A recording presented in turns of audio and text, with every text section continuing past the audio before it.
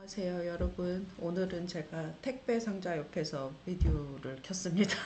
네, 그 독일 택배 받는 시스템 너무 어려운 거는 아마 많이 들으셨을 텐데 저도 이거를 다 마스터하느라고 정말 시간이 오래 걸린 것 같습니다.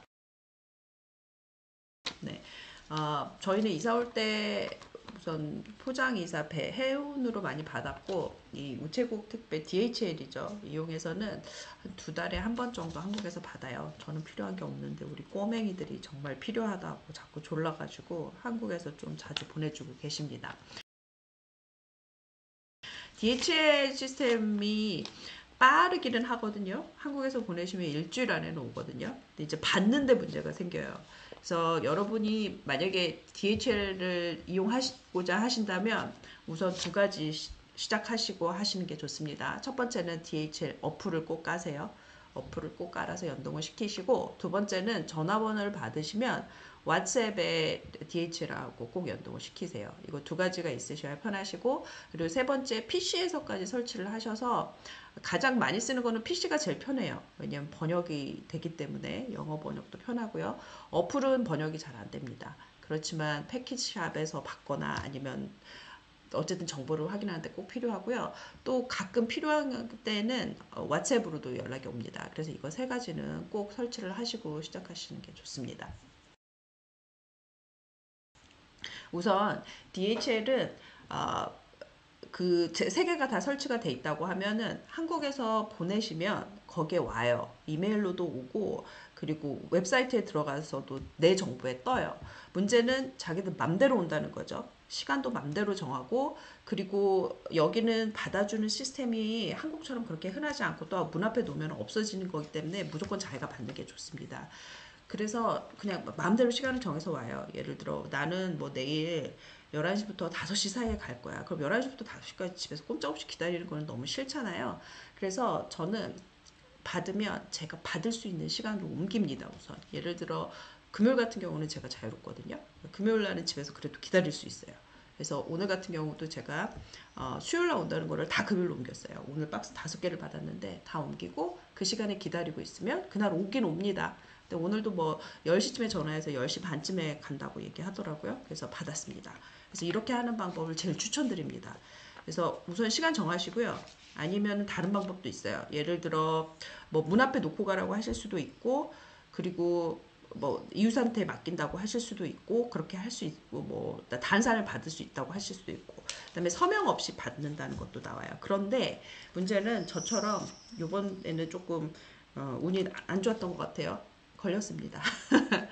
선물로 보내는 팁으로 다 보내긴 하지만 가끔 이렇게 뜯어보시고, 뭐, 그래도 뭐, 음식이 있다, 뭐, 새 것처럼 보인다, 책이 있다, 그러면 그냥 무조건 다 뜯으세요. 그래서 요번에는, 그동안에는 아예 안 받은 경우도 있었고, 이렇게 그 비용을, 관세를 내는 경우에는 그냥 남겨놓으면 되고요. 정 안 되면 그냥 어디에 패키지샵이라는 데 맡길 수도 있어요.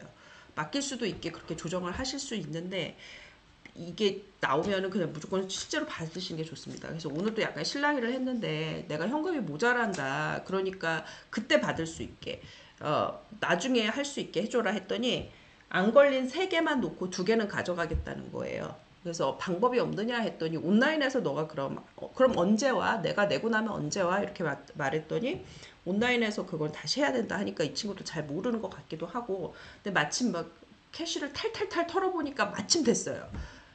약간 미스커뮤니케이션도 있고 어쩌고 해서, 그래서 저는 다 받긴 했는데 어쨌든 이런 식으로 조정이 가능합니다. 그리고 패키샵에 맡기는 경우는 또 이게 있는 경우는 어떨지 모르겠어요. 그렇게 해서 어쨌든 선택해서 하시면 됩니다.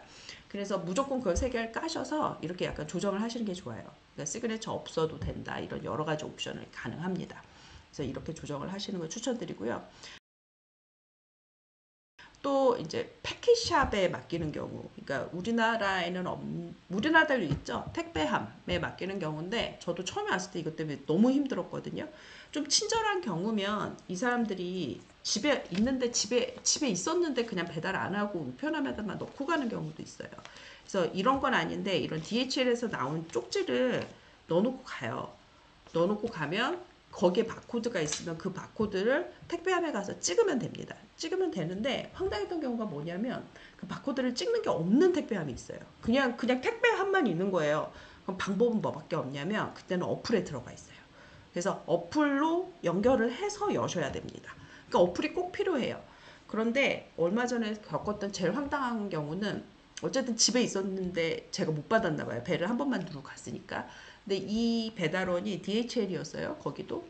배달원이 그 쪽지를 안 넣어놓고 나간 거예요. 그러니까 바코드가 없어요. 근데 그 맡겼던 패킷 스테이션에 가니까 바코드가 있어야만 열리는 거예요.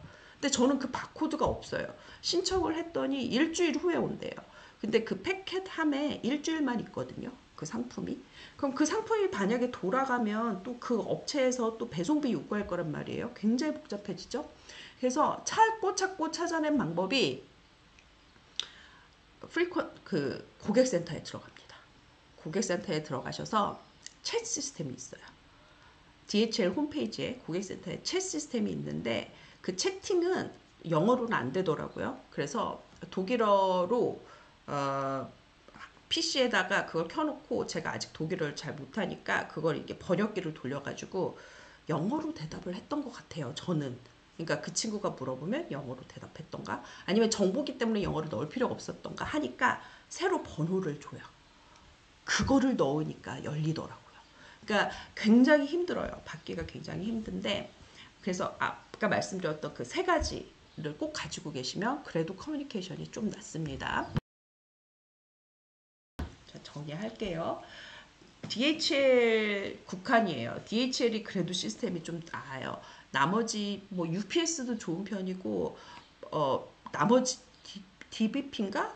걔가 최악이었어요. 그 친구는 그냥 집 앞에 우편함 밑에다 놓고 갔어요. 그러니까 누가 집어가도 이거는 어쩔 수 없는 경우 있었고 DHL을 제일 많이 쓰는데 그 세 개가 있으면 그래도 편하다. 그래서 제일 추천하는 방법은 PC나 아니면 어플에서 자기가 원하는 방법대로 고르셔서 변경하시면 된다. 그 방법이 제일 편하고 그리고 패킷샵에 가시면 패킷샵 받는 것은 이런 쪽지가 우편함에 들어가 있으면 그냥 그거 들고 가서 여니까 편하지만 그 화면이 안 보이는 경우도 있다. 그런 경우에는 어플에 들어가시면 자동으로 연동이 되거든요. 그러니까 그 편지를 넣은 순간 아마 시스템에 전달이 되는지 그런가 봐요. 근데 그런 것도 없이 그냥 패키지에 넣습니다 라고만 오는 경우도 있어요. 그럴 때는 그 채팅으로 번호를 받아서 열으시면 된다. 또 어떤 경우가 있냐면 이거는 아마존이었기 때문에 그래도 좀 다행인 케이스였는데 쪽지를 놓고 갔는데 전혀 알아볼 수 없게 썼어요. 알아볼 수 없게 썼는데 그래서 그냥 무시를 했었거든요. 그건 DHL이 아니었던 것도 같아요. 근데 아마존 통해서 오는 서비스였어요.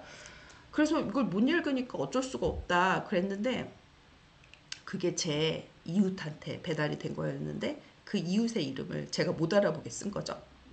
근데 이웃이 어느 날 밤에 찾아오셨는데 그분 집에 그게 배달이 받으셨나 봐요. 근데 그러고 나서 휴가를 가신 거예요. 2주 동안. 제가 2주 동안 못 받은 거죠. 저는 그냥 그게 배달이 안 됐다고 아마존에 신고를 했어요. 그랬더니 아마존에서는 그냥 환불 처리해 줬거든요. 뭐 그런 경우도 있습니다. 그래서 저는 사실 나흐바가 받는 경우, 그러니까 이웃이 받는 경우가 많았는데 저희 아파트에 있는 나흐바들이 그렇게 서로 다 친하고 이런 게 아니고 몇 번 가니까 저도 불편하고 그래서 저는 나흐바가 받지 않게 하는데 뭐 내가 직접 받거나 아니면 문 앞에 그냥 놓고 가라고 하거나 이웃이 받게 할 수도 있고 아니면 뭐 그 집에 있는 다른 룸메가 받을 수 있게 하거나 아니면 독일은 그 패키지샵이 잘 돼 있어요. 집 근처에 꽤 많으실 거예요. 거기로 지정하는 경우가 있는데 이렇게 큰 박스 같은 경우는 안 받아주는 데가 좀 있어요. 그래서 좀 멀리 떨어진 곳으로 가야 되는 경우도 좀 있어요. 그래서 추천하는 방법은 본인이 편하신 대로 그렇게 하시면 되고 그렇게 어플리케이션과 그런 거 이용해서 하시면 그래도 영어로 의사소통이 가능하니까 그나마 편하게 받을 수 있습니다. 또 한 가지 또 얼마 전에도 비슷한 건데 이거랑 똑같은 게 얼마 전에 왔는데 집에 있었는데 배달 안 하고 멀리 있는 패키지샵에 해놓은 거예요. 근데 이게 무게가 좀 있으니까 저도 들고 가기 싫어서 주변에 독일 선생님한테 한번 여쭤봤어요. 혹시 DHL에 컴플레인 레터를 좀 쓰면 이 사람들이 우리 집으로 배달을 해주냐. 전혀 아니라고 합니다. 괜히 그러니까 편지 쓰는 노력을 기울일 필요는 없다.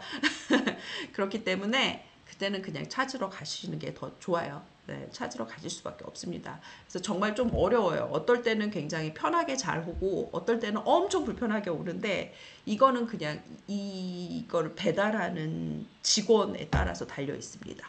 좀 친절한 직원, 오늘 직원 같은 경우는 굉장히 친절한 친구여서 이걸 문 앞까지 옮겨주더라고요, 자기가. 근데 제가 1층까지 내려간 상황이었기 때문에 대부분은 그렇게 안 하거든요.